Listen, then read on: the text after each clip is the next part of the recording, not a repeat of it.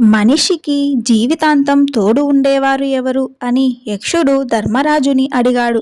ఎవరైనా ఈ ప్రశ్నకు భార్య అనో, భర్త, పిల్లలు అనో, పేరు ప్రతిష్టలు అనో సమాధానం చెబుతారు.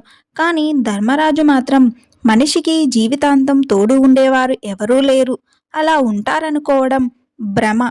అన్ని రకాల అనుబంధాల్లో ఎవరి అవసరాలు వారికుంటాయి.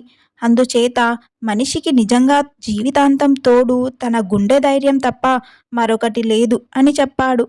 ఈ ప్రపంచంలో తెలివైన వారు ఎవరైనా సరే అంగీకరించకుండా ఉండలేరు విషయం ఇది. మనిషిని నిజంగా కాపాడేది భక్తి, జ్ఞాన, వైరాగ్యాలతో కూడిన గుండె ధైర్యం ఒక్కటే. మీరేమంటారు?